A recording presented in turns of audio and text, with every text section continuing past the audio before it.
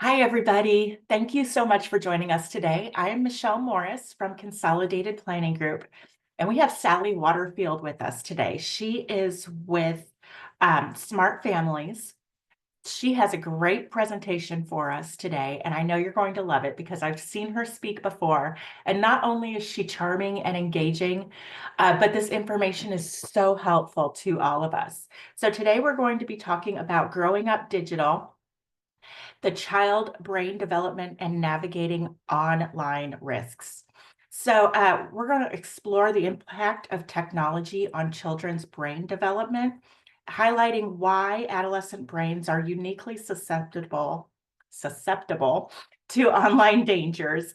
We're going to cover how technology companies use manipulative tactics to create compulsive app users, and we're going to examine the online risks that children face, including cyberbullying, privacy breaches, and exposure to inappropriate content. So before I let Sally take over, I just want to go over a few things with you. Uh, First of all, we are recording today's webinar. We will be emailing you the link for the recording as well as the slides for today's webinar later on today. So we always record our webinars and put them on our YouTube channel. You can watch it at any time. You're in webinar mode, so that means that we cannot hear you or see you. We know how many participants are out there, and we welcome your questions and comments. Just put them in the chat. I will be monitoring the chat, and I'll let Sally know. She does prefer to wait until the end of her content to take the questions, though. So we're not ignoring you if you put a question in the chat box. We're just most likely going to get to those towards the end of the presentation today. Again, I am with Consolidated Planning Group. We do these educational webinars 2-3 times a week, sometimes even more. And just quickly, who we are is we are a financial planning firm that focuses on helping families where there is some sort of intellectual or developmental disability. Maybe your loved one has a difference in their needs, and we are here to help. And it's not just one or two of our clients have family members who have a different need. It's 90-something% of our clientele. So this is truly something that we do every single day. We have over 30 years of experience with insurance and securities, investments, and all of that sort of thing. We are fully licensed and regulated and ready to help you. We're located in Houston, but we serve families all across the United States. And today's topic is a great one, no matter where you live. It is not going to be very specific to the state of Texas. This is a presentation for all states. We are members of the Special Needs Planning Academy. We are National Social Security Advisors, and I am a chartered special needs consultant through the American College of Financial Services. So families come to us for things like protection plans and lifetime care plans, transition planning, things like ABLE accounts, life insurance, investments, helping to understand the benefits from the state and federal government and how our children can maximize those benefits. And we're here again to advocate for you and to educate you. You know, there are over 263,000 financial advisors across the United States, and fewer than 200 of those focus on special needs planning like we do. We understand the nuances and the hoops that you have to jump through when it comes to special needs financial planning, better than most other financial advisors across the US, because it's fewer than 0.1% of financial advisors in the United States who do what we do. You are truly in the right place. Some quick words of wisdom from us before I let Sally take over. We know that it keeps you awake, thinking about who is going to take care of your loved one when you no longer can. And that is a fear, a worry that is constant in every parent's mind, especially when you have an individual who might not be able to be completely independent. They might not be able to live independently or keep a job to provide for themselves. So what we want you to do is start planning now. Now is the time. It doesn't matter how old or young your child is or what you've done yet. You need to think about these things now. Consider what is going to happen after high school. Is your child going to graduate to the couch, or are you going to look for a vocational program for them, or maybe an educational program beyond high school? There are plenty of residential communities available out there, but you do need to start the process of touring these opportunities early because they could have wait periods. And we always want to remind parents to be very, very careful about just assuming that a sibling is going to be willing or able to take care of their sibling who has some sort of disability, um, because they're going to be in a different place in life. They want to help, but at that point, it could feel like an obligation. And the sibling who is being taken care of might feel resentful towards their friend and sibling that they've been, in in this different kind of relationship with their whole life, and now you're trying to have that relationship be changed. It could cause a lot of drama on both sides. So just be careful. Let us help you get the ball rolling with planning. If you have any questions or comments for me regarding the financial side and the benefits and things like that, we do offer a free consultation. And at the end of this webinar, I will give you the information about how to get signed up for this. So my phone number and email address are in the chat box. Again, put any questions or comments you have there. And I welcome Sally because she, like I said, I've seen this presentation before and it is fantastic. So Sally, would you like to take over? Yes, thank you very much. Thank you, everybody, and Happy New Year. It's a really great honor to be here and spreading the message of the work that smart families are doing. So, my name is Sally Waterfield. I originally was a teacher in the classroom for 16 years, and I had started to notice some really interesting changes with my students with regards to how they were using technology and the kinds of behaviors and the challenges that I was seeing in my classroom. And so I love science and I love research. And I was very, very grateful to receive my own in service training from an amazing Houston based neuro researcher called Dr. Crystal Collier, who really opened up my eyes to how we can view what's happening to our youth with regards to technology from a neuroscience lens. And so I was taken out of the classroom. I decide to do a bit of a career pivot, and I came to work for Smart Families nearly 2 years ago now. And so my role as program director is I go and do educational pieces within schools that we partner with. We are with 46 schools currently across the US. And I go and teach the neuroscience, really some inside information about technology and how it really has become a very manipulative landscape with regards to capturing not only the children's attention, but also our attention as adults too. Um, I'm also the parent to three children. So I often share with people I am navigating this landscape right there with you. I have a 14-year-old son, a 13-year-old son, and a 10-year-old daughter. And so I live and breathe this. I do this for work and then I go home and I have the same conversations I'm sure many of you have with your own children. So again, just really great to be here and just to share some of the information that we distribute to our school community. So on the next slide, I've just quickly going to go through our mission. What I really want to highlight you towards is what Smart Families really want to do is to create this learning community.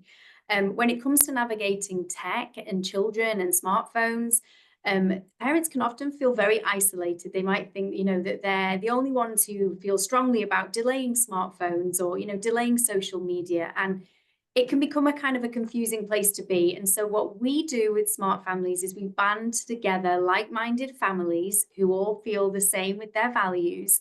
And we create this amazing cultural change within a school community and beyond. And so that's what we want to do. We want to equip families with the knowledge and the education and the skills to be able to kind of walk through it very harmoniously with their children. And those of you who have teenage children like myself will know that it's not always very harmonious. I get a lot of pushback from my own children sometimes, but we just know now that what we're seeing with technology is so different from the technology that we grew up with. And so being able to know exactly how these children are interacting with it and how the technology is designed is key to really preserving our family unit. Okay, so the way that we do this on the next couple of slides, if I could just skip forward one more, is to talk about the brain. And as an educator, the brain was the part of the body that a lot of children knew something about, but they really weren't sure about the parts of the brain or the different tasks of the different parts of the brain. And I strongly believe, as we do in our organization, that learning what we can about the brain is an incredible tool when it comes to making these important tech decisions. We often joke in our office that, people can't argue with science. And so it can really give a parent that little bit of extra ammunition to be like, really fortify their beliefs about, no, science and research tell us that this is what's happening in your brain because of this very pervasive technology. So we always start and we teach this to the parents, to the students, to the teachers. We always start by really identifying the different parts of the brain and their function. And there are two particular parts that I'm going to really speak on today when it comes to specifically adolescent brain development. And, brains are so unique. And you as parents, if you are here, you will know your child's unique brain. And so I'm really going to just walk through from a kind of a neurotypical lens. But again, there are lots of ways that you can interpret the information I'm going to give and make it relevant for your own family.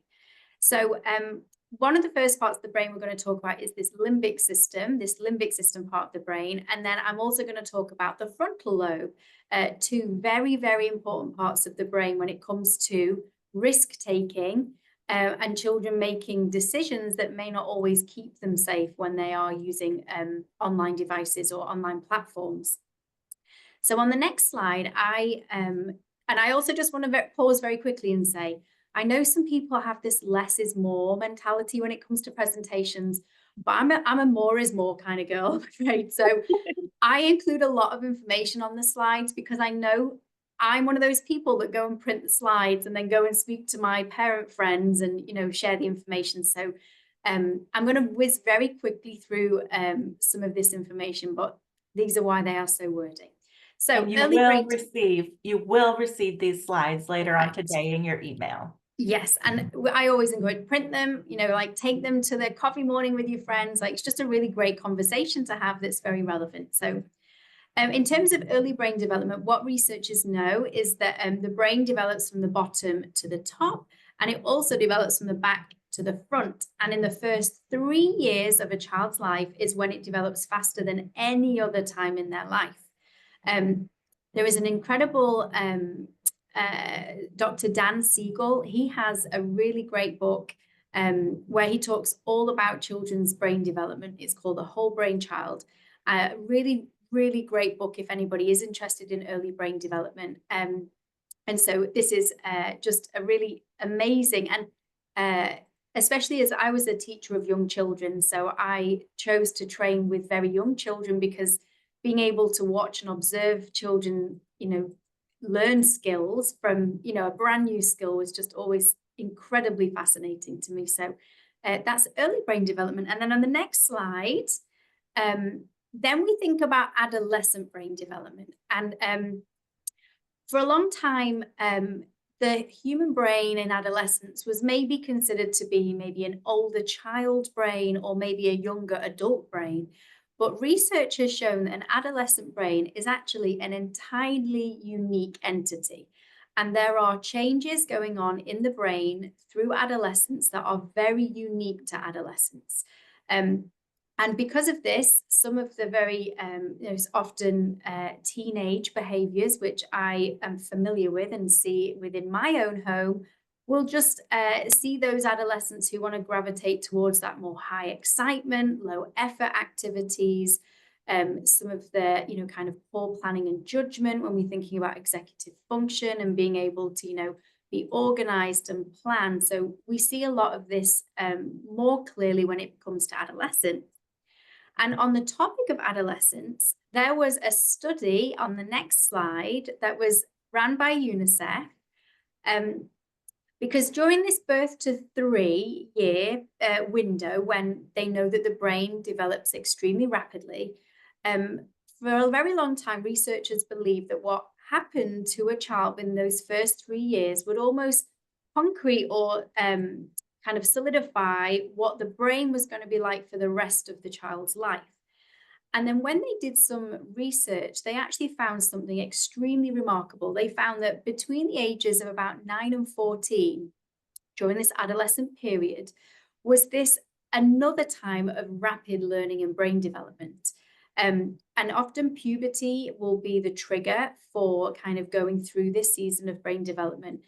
And so what we know between 9 and 14 is it's really critical to give the child opportunities to have very wholesome, positive experiences. But what we know at Smart Families is between 9 and 14 years old is typically when, and, we're very positive that this will change, through a lot of mainstream media and a lot of education such as this. This is a time when parents would give their child a smartphone.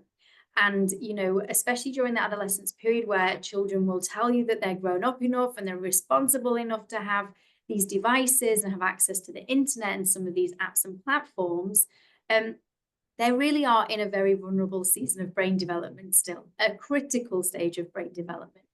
And so what we do at Smart Families is we use the neuroscience to promote delaying giving smartphones until after this window of opportunity. So on the next slide, there are the two parts of the brain I referenced earlier. So we have this limbic system and the prefrontal cortex. So the limbic system is sometimes known as kind of the emotional brain. So this is the part of the brain that if something looks good, feels good, smells good, tastes good, the limbic part of the brain will say, do it. And this is one of the major driving forces behind teenage behavior, because the limbic system is fully developed in a brain around about 12 years old. And so this is where you'll see those kind of adolescents who may do things or make choices. As a parent, sometimes I utter the words like, what were you thinking? And my children will say, I know, they just weren't thinking. They were doing something that, made their brain feel good, or, their friends were doing it and it looked fun, so they wanted to join in. So the other part of the brain, which is really relevant in this conversation, is this prefrontal cortex. So this part of the brain is found at the front, above the eyebrows, towards the top of the forehead, and kind of affectionately known as the thinking brain. And this is the part of the brain that makes people stop and think, oh, hang on, should I really be doing this? Is there a risk attached to me making this choice or decision? If I do this, will I get hurt? Will they get hurt? Are there any negative consequences? This part of the brain is really important at keeping children safe. However, what we know from neuroscience is that the prefrontal cortex typically is not fully developed until around 25 years old. So we have something called a developmental mismatch. Now, why I love to introduce this terminology to young children, and when I first started doing these presentations to students, I would sometimes get asked, do you really think children can grasp this concept? And I said, I really do. And as a teacher, I was teaching first graders, phrases like onomatopoeia. And I'm like, I think we can learn prefrontal cortex. And what's incredible is we go into classrooms and we teach this to children and they love this information, just really demystifying the brain and letting them understand, some of the reasons behind their behaviors is a really powerful tool to help them keep them safe. So what we do say to students is, and our children, is that, you have potentially still got a long time left to develop your prefrontal cortex. So what that means is the adults in your life, be it teachers, parents, other safe adults, they have to be your prefrontal cortex for you.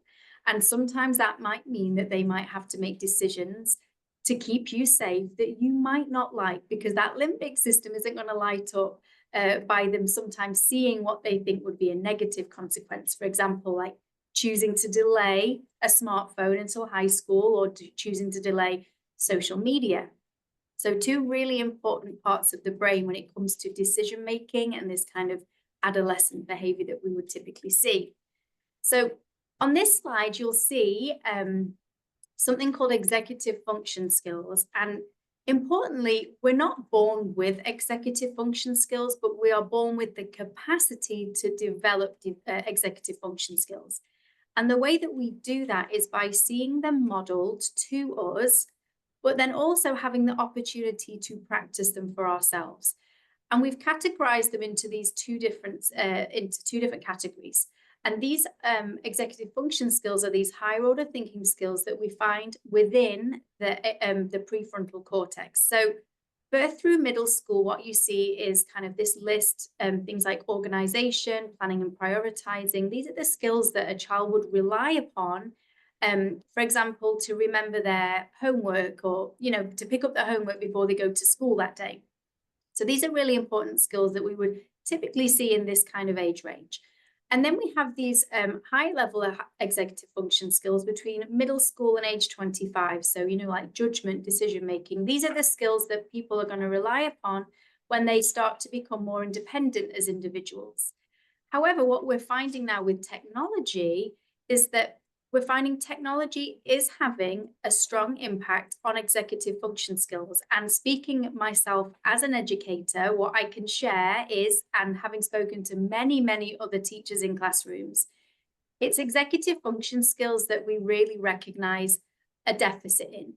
And when we look at the science and some of the research, it tells us that this over-reliance on technology is starting to do something called arrested development, which means that they are not materializing and developing where we would expect to see them, which is where sometimes, we can have middle high school teachers who'll report they're still seeing these kind of elementary level executive function skills.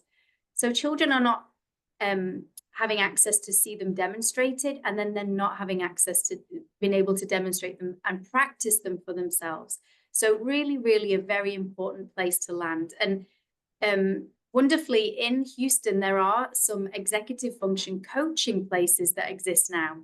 And so there've been academic coaching locations, but now there are executive function coaching places where I think there's just people are recognizing the need to be able to support parents and children with how to grow and develop these very, very important skills. And this slide just shows really when they've done these functional MRI scans, they've been able to identify that it is within the prefrontal cortex where these executive function skills grow and develop.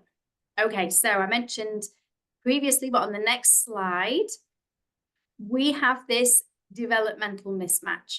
At the bottom of this slide, when you get the printout, there is a little link for a YouTube video that you are welcome to go and look at. Some really great, Dr. Dan Siegel has done some really great animations, just short videos that you can share with children that explain very nicely through kind of like cartoon animation, what that looks like in adolescent brains. So it's just a really great resource.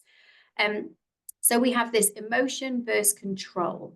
And again, I know with having my own teenagers and walking through this adolescent period that my children can make very emotionally led decisions and can be very resistant to me intervening. But one of my key takeaways and something that I always share across our network is adolescence can be this period of time when children and teenagers can try and convince you it's the perfect time to lean out so that they can, experience the world and learn these things for themselves. But I personally believe adolescence is a time for us to lean in, despite the resistance, despite the pushback. Adolescents really need us, and they need that really strong prefrontal cortex being demonstrated to them so that they can grow their own healthy and strong prefrontal cortex. Okay. A couple of other interesting neuroscience pieces for you. On the next slide, there is this concept of synaptic pruning. And these kinds of visuals, I think, are just incredibly, incredible just to see how we now with technology, again, positive and negative with technology, but this kind of technology has really been able to reveal a lot to us about how children's brains are developing. So Ellie, this is fascinating because just a quick glimpse at this picture from an outsider perspective, this is not at all what I would have expected to see. I would have Mhm. expected even more at 14 years old. Yes. And again, children, the students who we teach love learning about this. So, this birth to 3, this rapid stage of brain development. So the brain overproduces these neurons and connections. These are the children that will learn all these skills in very rapid succession. They'll just, you know, sometimes people will say they're like a sponge, they just see something and they will just imitate and they'll just learn this skill. And then this continues until this adolescent period. And then something fascinating happens. Um, so think of it like a grassy path where, all of the path is just full of all this overgrowth. But the brain wants to specialize. It wants to become a super highway. And so to do that, it has to prune away any of the brain cells, any of the connections between the brain cells that it is not using. And on the next slide, you may be familiar with the phrase use it or lose it. This is a critical concept when it comes to adolescent brain development, because those skills that are practiced frequently and often will grow these extremely strong dendrites. These are these connections between the brain cells. But the brain wants to streamline and specialize. And so during adolescence, when it will start to recognize that if it is not using a certain skill or practicing it, it will prune those away. And so during adolescence, around the teenage years, brains will actually lose half of the neurons that they were born with because of this synaptic pruning. And so what we know is that children in this window of opportunity and beyond, because depending on what your child's developmental what their life is like, there may be some adjustment to this. However, children who spend long time playing on gaming consoles, maybe they spend 3 hours on Roblox. Well, that will tell you that which brain cells, which neurons which connections they're gonna be strengthening. And so we want to be making sure that children are practicing things that are going to build really strong connections. And they are even things like having a family dinner, like sitting around the dinner table and speaking with your family. If you do that regularly and often and you're intentional about that, they're the brain connections that those children will get very, very good at. Sometimes a few students have said, oh, so if I spend 5 hours on Roblox, does that mean I'll be really good at Roblox? And I'll say, oh, I can see that teenage brain already being curious. And so, but a great curious question, because they're curious about their brains. And so we help them to reframe and say, we want the skills that are going to serve you best in adulthood. And, when you go into the workplace or whatever, I can't see a time, and I personally don't know of a time when anybody has asked how good somebody is at Roblox to determine whether or not they would be suitable for a position or a kind of a place of responsibility. So, but again, I love the interactions I have with the students because I just really get this little insight into how their brains are processing all of this information. They're already looking for loopholes. They are looking for those loopholes. On the next slide, I just want to mention neuroplasticity. So I had a student that said, well, what happens if I get, I'm an older teenager and I haven't had all of these experiences? Does that mean that my brain isn't going to be able to do all of these wonderful things? And the answer to that is neuroplasticity. So the brain is this incredible part of the human body. And it has this capacity to be able to kind of rewire and restructure itself. That is, for instance, why when there are people who have maybe suffered from a traumatic brain injury and they lose some skill, they are able to work with professionals who will teach them how to kind of overwrite and find a new neural pathway to learn the skill again. So that's neuroplasticity. And this goes on throughout the whole period of a lifespan. However, neuroplasticity during adolescence is particularly prominent. And so we see a lot of that there. Children, you see them learning new languages, during childhood is when they just learn it really quickly. And it's not that adults can't do that, it just takes a little bit more effort than it would have done if you were younger in your life. So that is neuroplasticity. So the next part of this presentation is just going to do a little bit of an introduction to something called dopamine. And dopamine really is going to set the stage for the technology part of the presentation that I'm going to work through with you shortly. So dopamine is this naturally occurring chemical that is in everybody's brains.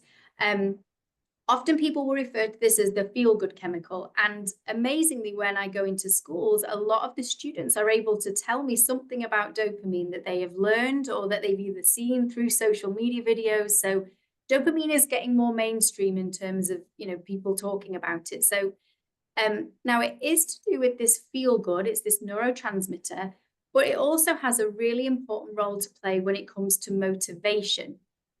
Now, from an adolescent point of view, adolescent brains actually produce more dopamine than an adult brain, and an adolescent brain is more sensitive to dopamine than an adult brain. And so we live in this world where we are constantly bombarded by high dopamine activities. And so if I was on my smartphone scrolling on social media is meant to give people these dopamine spikes, I would feel that less intensely than a teenager who was on their smartphone looking through their social media. So again, just another piece to this jigsaw about why adolescent brains are particularly vulnerable to some of the technology. I was reading a few papers a while back, and somebody was saying that, they were referring to the smartphone as almost like the modern day hypodermic needle, which is a really quite like a brash statement, but a lot of the things that children are doing within this very kind of dopamine stimulated landscape that we're in, we can really look and pin it to access to those things through a smartphone. And we have in the past, as parents, maybe felt obligated to give a child a smartphone. Society, just parental peer pressure of, they need this, you need to know where they are, for safety. And we hear all of those things. And I will say, there are alternatives to smartphones. Some of these tech companies have created these incredible devices that are now really becoming more and more popular, so that it isn't that a parent has to give their child an internet-enabled smartphone to be, because unfortunately, the internet-enabled part is where children will get access to a lot of this really concerning content that we hear a lot about. So continuing on the subject of dopamine, so when scientists were studying dopamine and they made this discovery about dopamine in adolescent brains, that they have more dopamine and they're more sensitive to dopamine, there were people such as the one on your screen now. This is a man called Ramsey Brown, who was a neuroscientist who studied brain and dopamine. And there were groups of scientists who realized that they could capitalize from what they had been learning about dopamine in the human brain. And so this man on the screen, he created his own business called Dopamine Labs, which was very controversial, and it got renamed many, many times. And basically what these scientists did was they studied human brains. They learned about how we could manipulate behavior by altering dopamine levels from the kind of content that people were consuming through digital media. And then they sold all of that information directly to the creators of the games and the creators of the apps out in Silicon Valley. And so essentially what they were saying is, here are all the most addictive features that you can put into a game or into an app. Give us the money and we'll give you access to all the science. And so importantly, most of the platforms out there and these big social media platforms and games, they are all built using neuroscience. So his name is Ramsey Brown. He is currently working in the field of AI now, and I have read that this for good, that he's doing things from a positive sense. And I kind of keep tabs on where he is, but it was very concerning that, you know, a few years ago in the boom of social media, this is what was behind social media. It was no accident that people just became so drawn and, you know, and just binging on social media. It had literally been designed that way because people knew how they were going to change the dopamine levels. So Well, I'm this was really happy to hear that this handsome evil genius is using his powers for good again instead yes. of for evil. And there are some people from the tech industry. There is someone called Tristan Harris. He's from the Center for Humane Technology. And there are these big organizations now who are trying to counteract some of the damage that got laid, you know, from the beginnings of people who were doing things like this. Like, it's no coincidence that when you get a notification that it's colored red, there's a lot of science behind the color red, and that's why that was chosen. And I read once there was he was an IT technician who was the person who invented the vibrate notification. And he did an interview to say that, you know, had he known that he was going to cause this mass, you know, distraction by adding a vibration to a notification, and he just felt really morally like I played a part in this. And so a lot of those tech people have gone to the other side, and they really want to inform people about the science so people can make better educated decisions about how they use technology. So I'm just going to quickly go past here because I'm mindful of time. This is a little bit, you can just read about B.F. Skinner is a very famous psychologist who had his Skinner box. Basically, it's called operant behavior conditioning. So where if you reward somebody when they're expecting to get a reward, they will feel dopamine. But if you reward them when they're not expecting to get, they have higher dopamine spikes. Again, the psychology and the neuroscience went together to create, on the next slide, all of these things. So TikTok, Instagram, Snapchat, Discord, these platforms are all built upon neuroscience principles or psychology principles.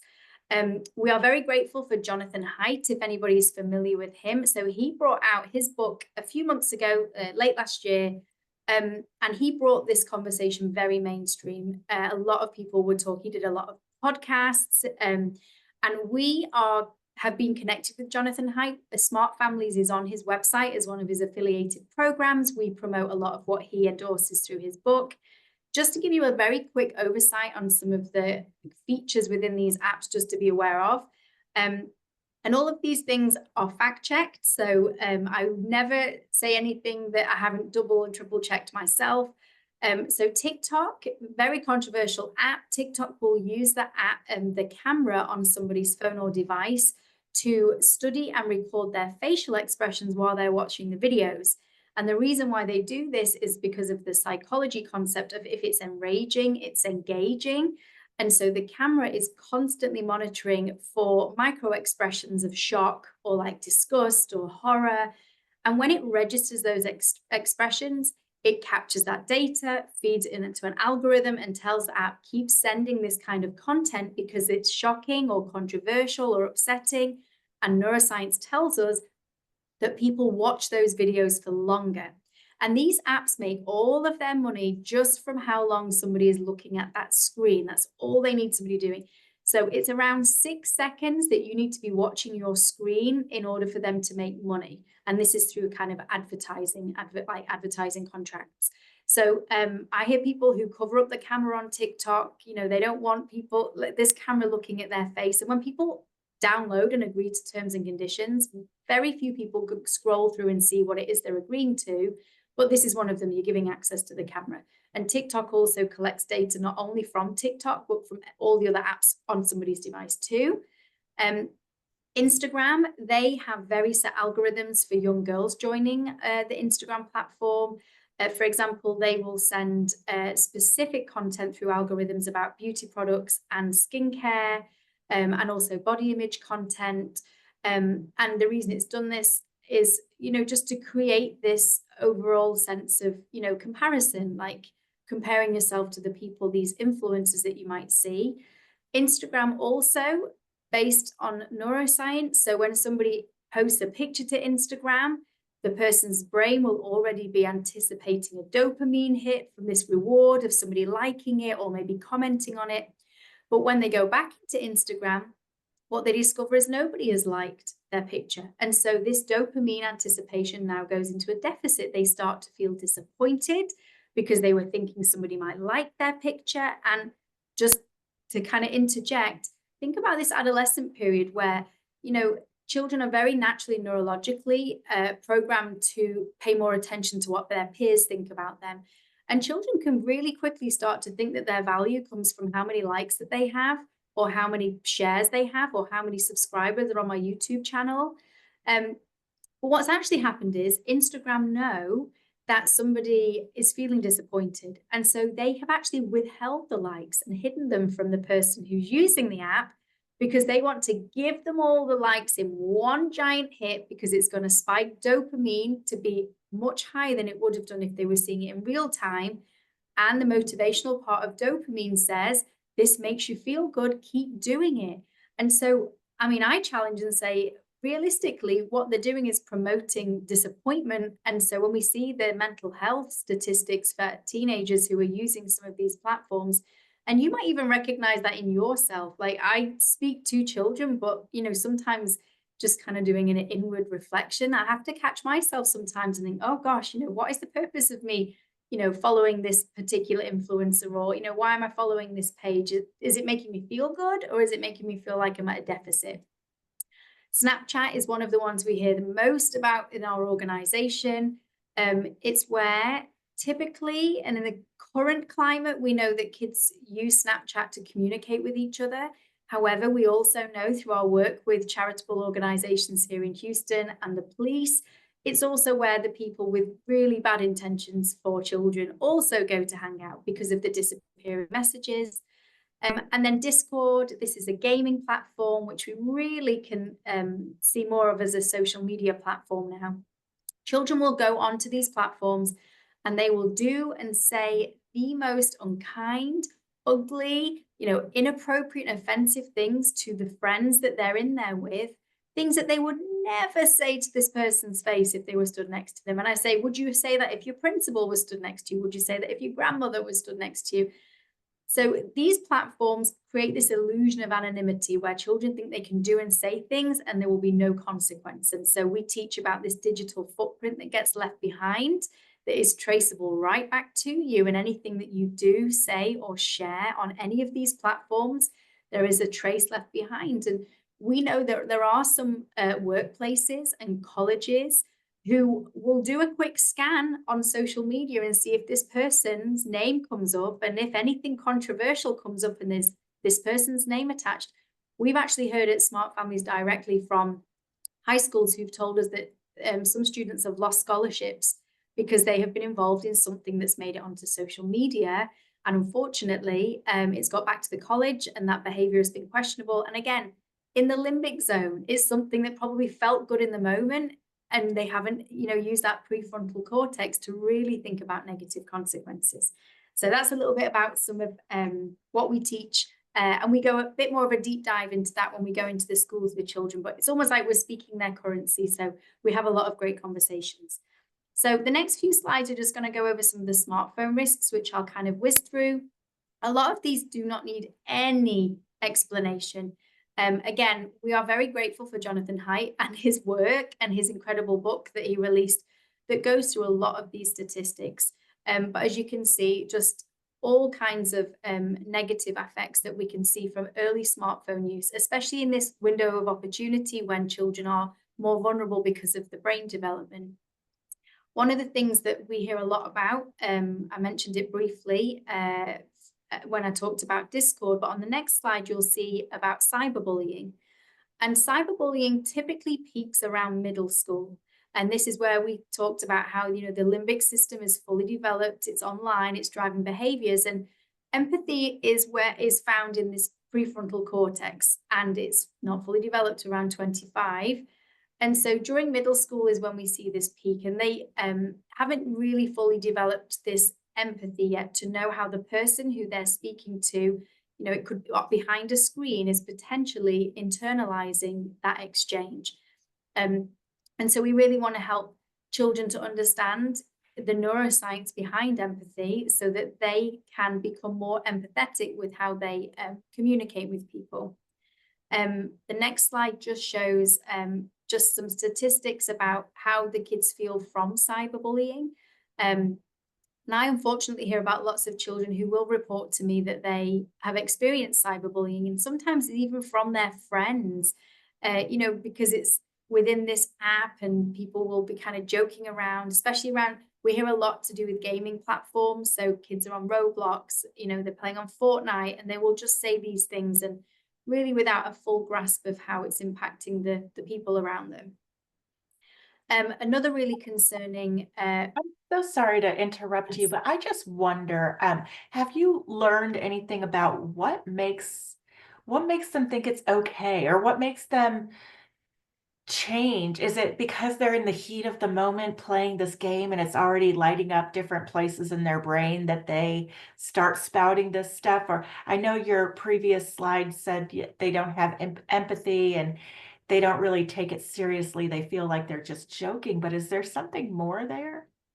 So really interesting. I actually did some research looking into this because a lot of parents will say that they won't let their children have social media, but we know that YouTube is where so many kids hang out. And when there's this kind of disbelief, that or unbelief that parents need to lean out, children have they're neurologically wired to kind of replicate their environment that they're in. And so I spent a lot of time watching a lot of the YouTubers, some of these very famous YouTubers, and listening to the type of things they were saying, the kind of behavior they were modeling. And then children, what they will do is they'll see these influencers with millions of followers and they'll replicate that form of communication. And if a parent isn't stepping in and saying, no, like this is how we communicate effectively, we have to teach children to tolerate differences of opinion, not just troll people or trash talk people. And so what is happening, and I can share maybe to go out with an email, a really classic example of an extremely famous YouTube influencer called Flamingo. And he is actively promoting like trash talk, saying the most unkind things to people. And I think children get very desensitized to how hateful and hurtful this kind of communication is. But without parent intervention, or without parents listening to the kinds of things that these children are consuming, just thinking, oh, they're on YouTube, they're watching videos, they're actually formulating a blueprint for communication, if that's what they think is acceptable.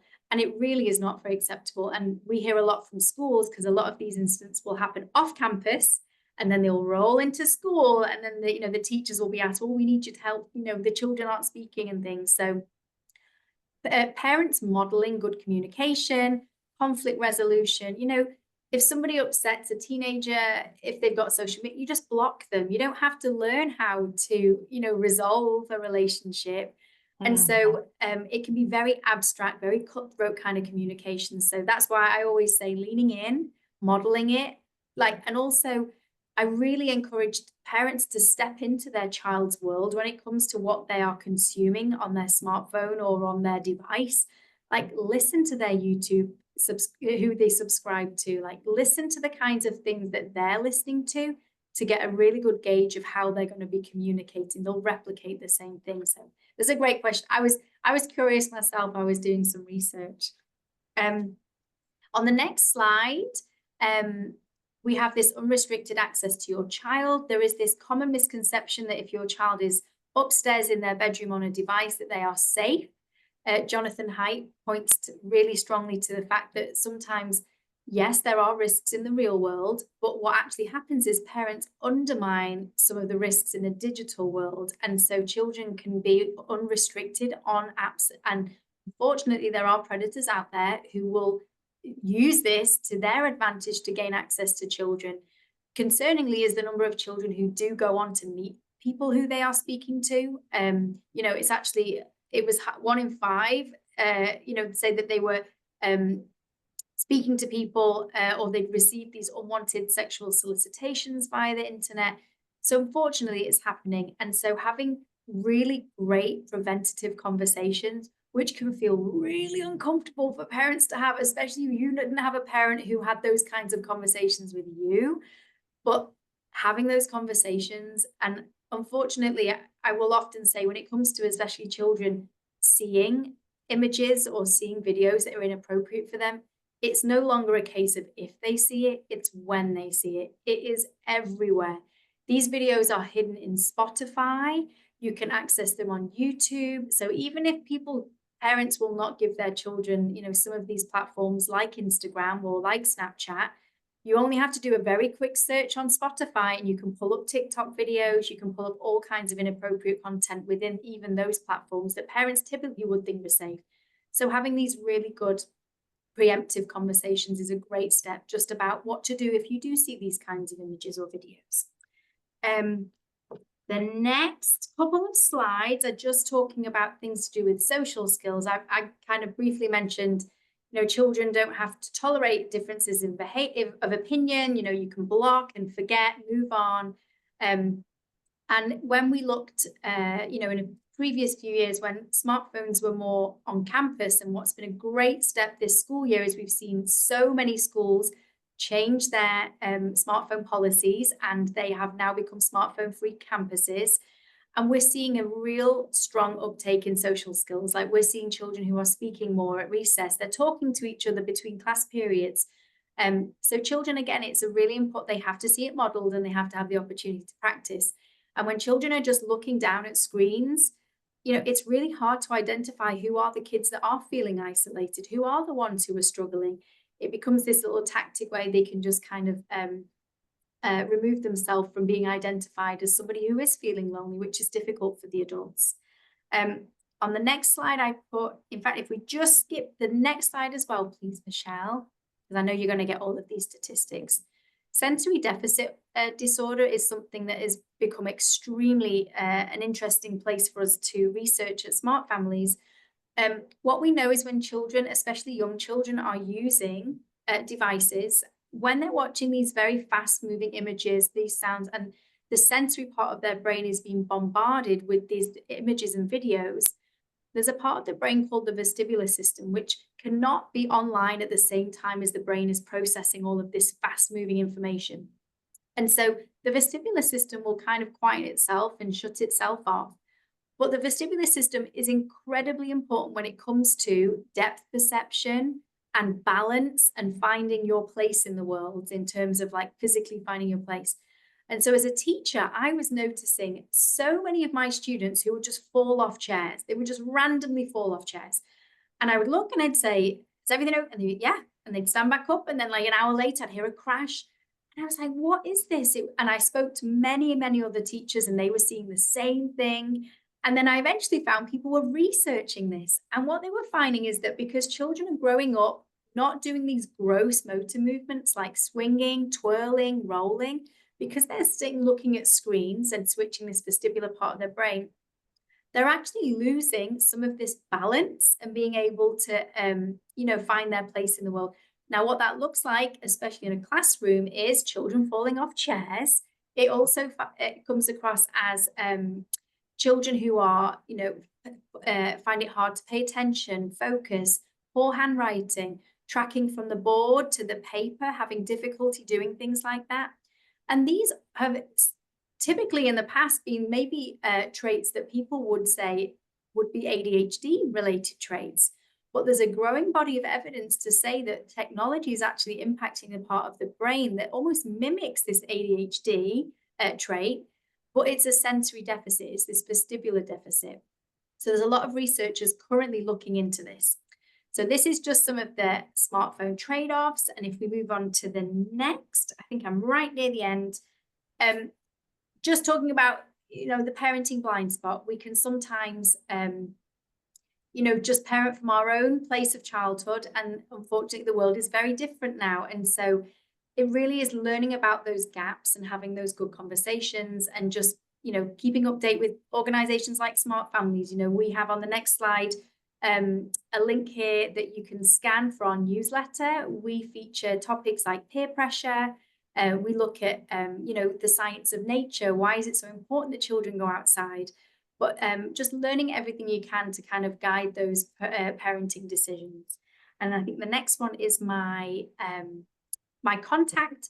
So Okay. I guess we're partnered with 46 schools. We are a growing program. We partner with schools for 3 years. And so any inquiries, or if you'd like more information, please reach out, or anything that I've said, if you'd like more information. But again, I've like flown through these. Michelle, should I just quickly touch on two of the questions I know that I was sent prior? Do I have? Yes, absolutely. I'm just going to go ahead and skip to the slide that people can use to contact us while you've Yeah. answered those questions. It's a free Zoom consultation. It's usually 30 to 45 minutes if anybody wants to chat with us about the financial side of things, or state or federal benefits. But Sally, please continue. I'd much rather hear you than Oh, talk okay. about me. So there were two questions that were sent. Somebody had asked about what is the impact on tech on like 2, 3, 4 year olds. So I just really quickly wanted to speak to that because there's been a lot of research being released about the impact of technology, especially with young children. And so it isn't necessarily just limiting screen time. That's only part of the solution. What we really, really encourage, if a child is having access to some kind of technology, is that the parent is supervising what they are watching. So, some parents will just make the decision not to have any tech, but there are times that, children maybe do have access to that. There are a lot of studies that show that early access to technology and watching these kinds of videos on places like YouTube is having a direct effect on language development. So we are seeing there's a deficit in vocabulary. I was of the age, I remember when my son was, a toddler, and there was this baby Einstein movement where we all felt if we had to have these things. And actually, when they did a research study on baby Einstein, they actually found that those children had lower vocabulary scores than those that hadn't used baby Einstein. And so they know now, they've done a lot of research over a number of years. By the time those children get to school age, we can see there's some behavioral issues, maybe poor vocabulary, delayed milestones. So just, they say, limit and delay, that kind of technology. Even just having a TV on in the room is enough of a distraction that takes the attention away from like parent to child, like, or caregiver to child attention. So that's kind of some of the impacts that we see. And then somebody asked about the difference between addiction versus overuse, which is a great question. And I actually think sometimes we get a little bit desensitized to the word addiction because we kind of Yes. throw it about everywhere now. Now, interestingly, we hear a lot of the teenagers who, will tell us that, oh, our parents have got, a tech addiction. But when we think about addiction, so the word addiction doesn't formally come into the DSM-5, which is kind of this diagnostic statistical kind of manual of mental disorders. But what we think is about problematic use and something to be mindful of. And there are lots of resources online where you can screen to see if your use of technology or your child's use of technology has ventured into what is more known as a problematic use. Would be, you would be looking for features of excessive use, whether there's any withdrawal phenomena, so whether, where they don't use it, if they start to see negative outcomes, whether they are having a building tolerance, so they have to keep using it more to feel the same way, and any negative repercussions. So there isn't enough data yet for us to call it an addiction in the same way we see kind of things like substance addictions, but there's a lot of growing research and evidence. You can use these screening tools. There is a wonderful organization in Houston called the Houston Neuroscience Brain Center. They actually have their own screening that you can work with them on, because I have been asked this question before just about, overuse or addiction. I think we're really looking at the negative impact, how is the child or how is the person being affected if they don't have access to that. So I hope that answers the question in a very, very, very quick way. But thank you so much, Michelle. It's been a real joy, and I'm so Thank grateful you, to Sally. talk with you again. It's always great to listen to you. I really appreciate the information that you've provided today. And we don't have any further questions. Everyone is just so thankful for you to be sharing all of this information with us. And I want to thank everybody who has joined us for today's webinar. Hopefully you'll come back for more of our webinars and learn more from us about the neurodiverse world that we live in. And if you have any questions, please, Sally is here to help you. Her organization is here to help. We are here to help you. Consolidated Planning Group is here to help. So I hope that we get to hear from some of you. And again, thank you for being here with us today. Thank you. Mary would like to know if there is a longer version, Sally, of this presentation that you do that maybe you have somewhere that she could see more in-depth information from you. Yes, so if you go on www.smart-families.org, we are in the process of uploading a lot of our presentations onto our website so that you will be able to access that too. And also keep an eye on our events page. We actually have a free webinar that's coming up on February the 3rd, which you're free to join, where we're going to be joined by a trafficking organization who are going to share about how to recognize grooming and trafficking within children who access social media or online devices. So please just keep and reach out to me if anybody's ever Houston based. I can let you know where I'm going to be, and if you wanted to come to an in-person talk. But thank you so much, everybody, and really grateful to be able to share this information with you. Thank you, everybody. Bye-bye. Have a great week. Thank you, Sally. Bye. Thank you. Thanks. Bye.